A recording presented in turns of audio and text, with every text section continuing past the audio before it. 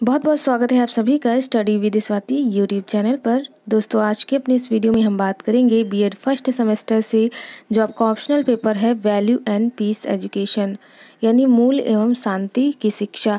तो इस पेपर से हमने प्रीवियस वीडियो में कई सारे एमसीक्यूज़ को लेकर के बात की थी जो कि आपके एग्ज़ाम के लिए बहुत ही इम्पॉर्टेंट थे। आज के अपने इस वीडियो में कुछ और एमसीक्यूज़ को लेकर के आए हैं जो कि आपके एग्ज़ाम में पूछे जा सकते हैं। और साथ ही आपका पेपर जैसा कि 2 अगस्त को है, तो आपके एग्ज़ाम से पहले सुपर फास्ट का जो रिवीजन आएगा, ठीक है, वो आपकी बुक से होगा। जो भी आपकी यूनिट वाइज चीज़ें हैं, जो भी सिलेबस है, वहाँ से चीज़ें बहुत ही काट छाँट के जो है वो बताई जाएंगी। तो उस वीडियो को आप ज़रूर देखिएगा क्योंकि वो वीडियो आपके एग्ज़ाम के पर्पज़ से काफ़ी हेल्पफुल रहेगा। क्योंकि वो अभी चीज़ें तैयार हो रही हैं, नोट्स उनके तैयार हो रहे हैं, तो एग्ज़ाम के एक दिन पहले सुपर फास्ट रिवीजन का वीडियो अपलोड किया जाएगा, जल्दी कर दिया जाएगा। हालांकि हर रोज़ लेट में अपलोड होता है, थोड़ा शाम हो जाती है, रात हो जाती है, लेकिन इस बार जो है वैल्यू एंड पीस एजुकेशन का आपको इवनिंग से पहले ही दे दिया जाएगा, यानी आफ्टरनून में आपको मिल जाएगा उसका वीडियो, तो आप आराम से तैयारी कर पाएंगे। अभी आप एमसीक्यूज़ पढ़िए जो कि आपको बताए जा रहे हैं। और अगर हम बात करें बीएड फर्स्ट सेमेस्टर से जो value and peace education English medium वाले बच्चे हैं, तो उनका भी वीडियो जो है वो आ गया है, वो भी अपनी चीज़ों को पढ़ सकते हैं। इनोवेशन इन एजुकेशन की बात करें तो उनकी भी चीज़ें प्रोवाइड कराई जा रही हैं। अंडरस्टैंडिंग सब्जेक्ट की कुछ चीज़ें नहीं मिल पाई हैं, तो उनकी कोशिश की जा रही है कि उन बच्चों के लिए भी ऑप्शनल पेपर जो अंडरस्टैंडिंग डिसिप्लिन करके है, तो उनकी भी चीज़ें बताई जाएँ। तो पूरी कोशिश है कि आप सभी के जो ऑप्शनल पेपर हैं उन सभी को कंप्लीट कराया जाए। तो यहाँ पर हम अपने सब्जेक्ट जो कि है वैल्यू एंड पीस एजुकेशन, तो आज के इस वीडियो में कुछ इम्पॉर्टेंट एमसीक्यूज़ को लेकर के हिंदी में बात करने वाले हैं। क्योंकि अगर हिंदी में कराओ तो इंग्लिश वाले बच्चे परेशान हो जाते हैं और इंग्लिश में कराओ तो हिंदी वाले, तो इसीलिए हम सोच रहे हैं कि हिंदी और इंग्लिश दोनों को कराया जाए, साथ ही इनोवेशन वाले बच्चों का भी वीडियो लाया जाए। तो चलिए टाइम वेस्ट ना करते हुए बढ़ते हैं हम अपने पहले प्रश्न की तरफ, जो कि है निम्नांकित या निम्नलिखित में से कौन सा कारक रसेल के अनुसार चरित्र का आधार नहीं है। चरित्र का आधार नहीं है पूछा है। जीवन शक्ति, साहस, संवेदनशीलता, ये कारक हैं, ठीक है। और यहाँ पर पूछा है कौन सा कारक रसेल के अनुसार चरित्र का आधार नहीं है।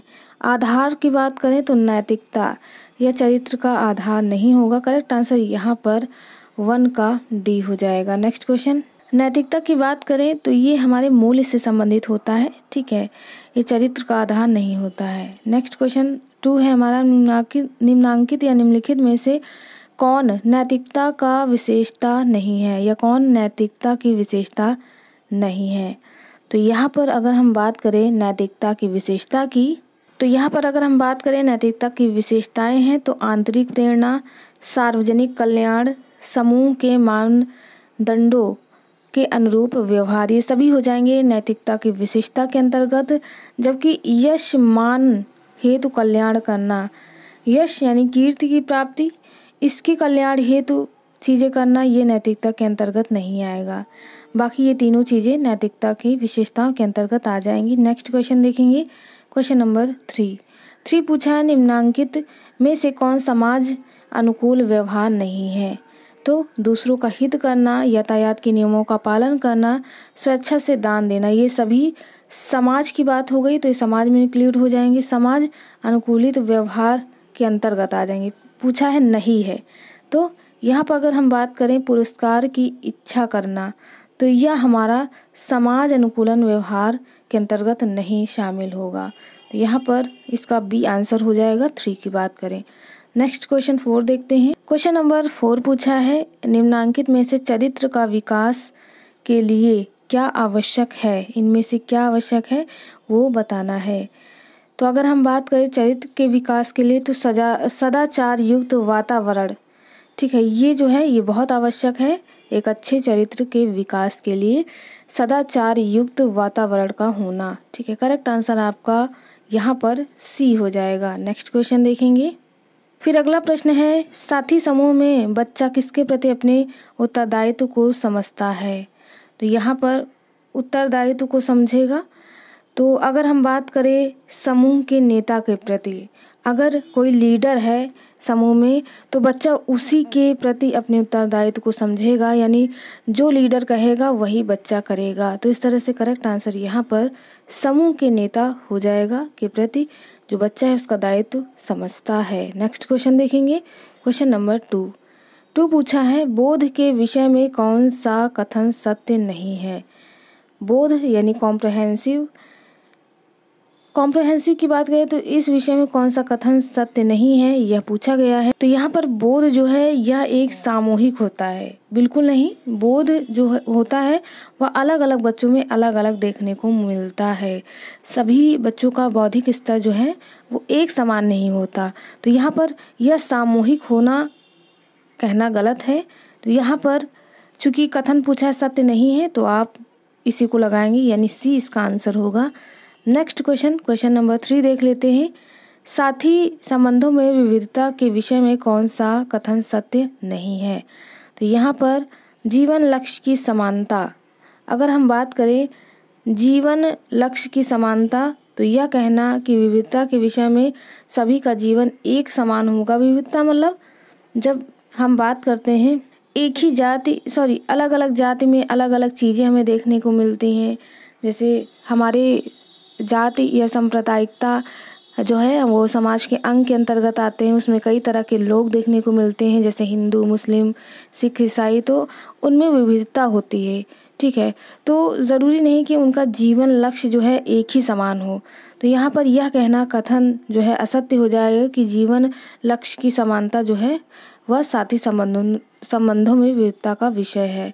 तो यहाँ पर इसका आंसर डी हो जाएगा, यह कथन जो है सत्य नहीं है। नेक्स्ट क्वेश्चन 4 देखेंगे। फिर क्वेश्चन नंबर 4 है आक्रामकता के विषय में कौन सा कथन सत्य नहीं है। आक्रामकता का मतलब होता है एक तरह का क्रोध, एक तरफ की घृणा, गुस्सा, ईर्ष्या, ठीक है। मतलब ये निगेटिविटी होती है जो मानव के अंदर निहित होती है। तो यहाँ पर पूछा है आक्रामकता के विषय में कौन सा कथन सत्य नहीं है। तो अगर हम बात करें किशोरों का आक्रामकता व्यवहार अशाब्दिक होता है। यहाँ पर पूछा है आक्रामकता के विषय में कौन सा कथन सत्य है। गलती से मैंने असत्य बोल दिया था। आक्रामकता के विषय में कौन सा कथन सत्य है।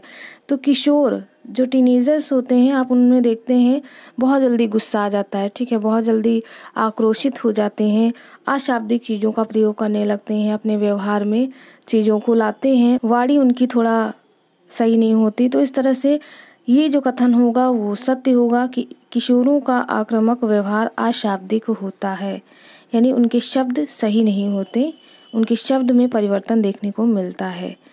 बढ़ते हैं कुछ और क्वेश्चंस की तरफ। क्वेश्चन नंबर 5 देख लेते हैं। क्वेश्चन नंबर 5 पूछा है निम्नलिखित में से कौन सा कथन सत्य नहीं है।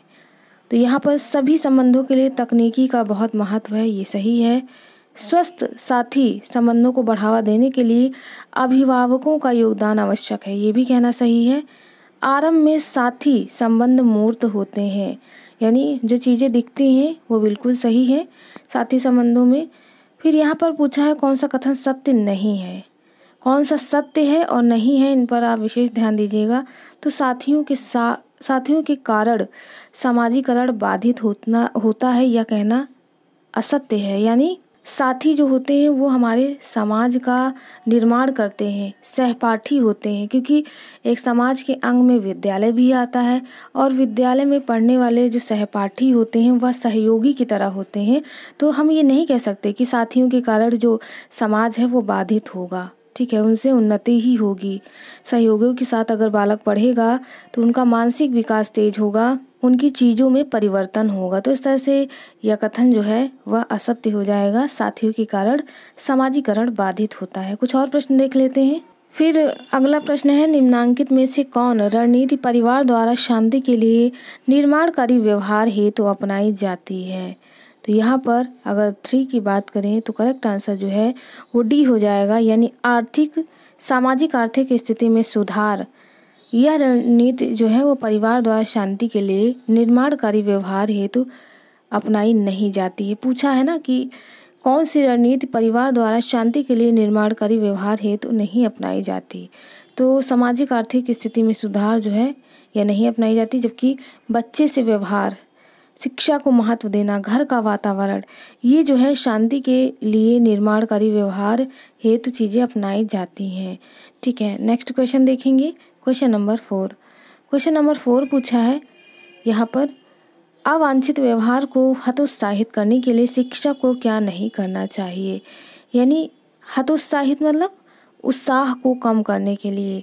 अवांछित व्यवहार यानी जो व्यवहार हमारे बदलते रहते हैं, जिनमें परिवर्तन देखने को मिलता है, उनके उत्साह को हमें कम करने के लिए एक शिक्षक जो है वह क्या नहीं करना चाहिए एक शिक्षक को। तो यहाँ पर माना कि बच्चा ठीक नहीं है, यह कहना ही शिक्षक के लिए जो है वो सही नहीं होगा, क्योंकि अगर शिक्षक ही ऐसा कहेगा बच्चे के सामने कि माना बच्चा ठीक नहीं है, तो बच्चे के अंदर उत्साह जो है वो कम हो जाएगा। वह सोचेगा कि मुझ में ही कमी है, दिक्कतें हैं, तभी हमारा टीचर जो है ऐसी चीज़ें ला रहा है, और हमें बच्चों के अंदर ऐसी चीज़ों को नहीं लाना है अधिगम के दौरान। ठीक है, तो यहाँ पर चूंकि प्रश्न पूछा है अवांछित व्यवहार को हतोत्साहित करने के लिए शिक्षक को क्या नहीं करना चाहिए, तो माना कि बच्चा ठीक नहीं है या नहीं कहना चाहिए, या यह नहीं करना चाहिए। अगला प्रश्न देखेंगे, क्वेश्चन नंबर 5 पूछा है यहाँ पर, सकारात्मक व्यवहारिक सहायता या सहयोग के लिए शिक्षक को क्या करना चाहिए। तो यहाँ पर शिक्षक को क्या करना चाहिए, ठीक है, पूछा है सकारात्मक व्यवहारिक सहायता या सहयोग के लिए। तो यहाँ पर पहला है सभी छात्रों से एक ढंग से कार्य करवाना। बिल्कुल गलत हो जाएगा, क्योंकि हर बच्चे का जो मानसिक स्तर होता है वह अलग अलग होता है। व्यक्तिगत विभिन्नताएं, इन चीज़ों को आप अच्छे से बेहतर जानते हैं कि कोई भी बच्चा एक तरह से चीज़ों को नहीं कर सकता, तो सभी से एक ढंग से कैसे हम कार्य करवा सकेंगे। दूसरा है कठोर दंड देना। ठीक है, दंड की बात हम कभी भी नहीं करते हैं। अगर पुनर्बलन वाली चीज़ों को लेकर के चलते हैं तो दंड देना यह सही नहीं है, आप कब तक की दंडित करेंगे। उसके बाद है स्वतः पाठ्यक्रम का निर्माण। बालक छोटा हो तो स्वतः कैसे निर्माण कर लेगा पाठ का। तो यहाँ पर कह रहा है सकारात्मक व्यवहारिक सहयोग या सहायता के लिए शिक्षक को करना चाहिए व्यवहार के पर्याप्त विकल्प रखना। यानी कैसे आप बच्चे के व्यवहार में परिवर्तन ला सकते हैं, क्या ऐसी तकनीक यूज़ करेंगे कि उसके व्यवहार में हम परिवर्तन ला सकें। तो इसलिए व्यवहार के पर्याप्त विकल्प रखना एक शिक्षक के लिए सकारात्मक व्यवहारिक सहायता के लिए सहयोगी है या सहायता करता है। ठीक है, करेक्ट आंसर यहाँ पर 5 का डी हो जाएगा। नेक्स्ट क्वेश्चन देखेंगे। अगला प्रश्न है अहिंसा, सत्य, अस्तेय, अपरिग्रह और ब्रह्मचर्य की शिक्षा दी जाती है। किसके अंतर्गत दी जाती है। तो जब भी हम जैन दर्शन की बात करते हैं, इसमें अहिंसा, सत्य, अस्तेय, अपरिग्रह और ब्रह्मचर्य की शिक्षा दी जाती है। अगला प्रश्न है 4, शांति निकेतन तथा विश्व भारती की स्थापना किसने की। तो यहाँ पर अगर हम बात करें शांति निकेतन और विश्व भारती की स्थापना की, तो रविन्द्रनाथ टैगोर जी ने शांति निकेतन और विश्व भारती की स्थापना की। इन्होंने शांति निकेतन और विश्व भारती की स्थापना कब की, आप कमेंट द्वारा ज़रूर बताएं। फिर है सत्य, अहिंसा और सत्याग्रह के महत्व को बताया। किसने बताया। तो जैसा कि आप सभी जानते हैं महात्मा गांधी जो थे वो सत्यवादी थे। ठीक है, वह हिंसा में विश्वास नहीं रखते थे, यानी वह अहिंसावादी थे और सत्य के लिए आग्रह करने वाले थे। तो इस तरह से इसका करेक्ट आंसर जो है वो सी हो जाएगा, महात्मा गांधी। अगला प्रश्न देखेंगे। फिर अगला प्रश्न पूछा है निम्नलिखित में से कौन धार्मिक सहिष्णुता में बाधक नहीं है। ठीक है, तो क्या जो है वो धार्मिक सहिष्णुता में बाधक नहीं होगा। तो यहाँ पर फर्स्ट का करेक्ट आंसर डी हो जाएगा, नैतिक आचरण। जब भी हम नैतिक आचरण की बात करते हैं तो यह धार्मिक सहिष्णुता में बाधक नहीं कहलाएगा। ठीक है, क्वेश्चन नंबर 2 है निम्नांकित में से कौन सा पंथ निरपेक्ष राज्य की विशेषता है। तो यहाँ पर भारत पंथ निरपेक्ष राज्य है, यह कहना ही इसकी विशेषता है। यह किस अनुच्छेद के अंतर्गत जो है जोड़ा गया है, आप ज़रूर बताइएगा कमेंट में। नेक्स्ट क्वेश्चन 3 देख लेते हैं। फिर पूछा है धार्मिक सहिष्णुता के विकास के लिए शिक्षक को क्या करना चाहिए। तो यहाँ पर 3 की बात करें तो 3 का करेक्ट आंसर बी ही रहेगा, यानी स्वतः धार्मिक सहिष्णुता में विश्वास करना जो है ये चीज़ें यानी धार्मिक सहिष्णुता के विकास के लिए शिक्षा को करनी चाहिए कि स्वतः ही वह चीज़ों को समझे, यानी स्वतः ही धार्मिक सहिष्णुता में विश्वास रखे। पता चला कि खुद विश्वास नहीं करता और दूसरों को कहता है कि आप विश्वास करो, तो इसलिए शिक्षा को स्वयं ही यानी खुद से स्वतः धार्मिक सहिष्णुता में विश्वास करना चाहिए। अगला प्रश्न देखेंगे। फिर अगला है, निम्नलिखित में से कौन राष्ट्रीय एकता में बाधक नहीं है? तो जब भी हम पंथ निरपेक्षता की बात करते हैं तो यह राष्ट्रीय एकता में बाधक नहीं होगा। करेक्ट आंसर यहाँ पर सी हो जाएगा। अगला प्रश्न है, निम्नलिखित में से वैश्वीकरण का तात्पर्य है? क्या तात्पर्य है?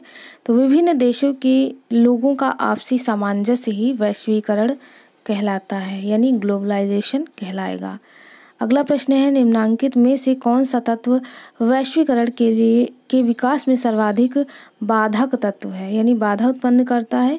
तो यहाँ पर मनोवैज्ञानिक व्यवधान की बात करें तो यह सर्वाधिक बाधक तत्व होगा अगर हम वैश्वीकरण के अंतर्गत वैश्वीकरण के विकास की बात करें। जबकि राजनीतिक व्यवधान, आर्थिक व्यवधान और भौतिक व्यवधान ये सभी जो है वैश्वीकरण के अंग हैं, इनसे संबंधित हैं। जबकि सर्वाधिक बाधक मनोवैज्ञानिक व्यवधान रहेगा। नेक्स्ट क्वेश्चन देखेंगे। फिर अगला प्रश्न है, वैश्वीकरण के विकास के लिए शिक्षा को निम्नलिखित में से क्या नहीं करना चाहिए? तो यहाँ पर ए, बी और भी ऑप्शन देख लेते हैं। सी और डी है। तो यहाँ पर दिया विभिन्न देशों के लोगों की कमियां बताना, ये जो है शिक्षा को नहीं करना चाहिए। अगर हम किसी देश की कमियां बताएंगे तो बालक के अंदर उन चीज़ों को लेकर कहीं ना कहीं मतलब निगेटिविटी उत्पन्न होगी, यानी अच्छी चीज़ें नहीं आएंगी, अच्छे विचार नहीं आएंगे। तो इसलिए एक शिक्षा को ये चीज़ें नहीं करनी चाहिए। तो इस तरह से आज की इस वीडियो में यहाँ पर हम रुकेंगे। इसके नेक्स्ट वीडियो में कुछ और MCQs को लेकर के आएंगे। चलिए दोस्तों, मिलते हैं अपने एक नेक्स्ट वीडियो में एक नया टॉपिक के साथ। तब तक के लिए आप सभी का बहुत बहुत धन्यवाद। Thank you friends, keep watching and share to others.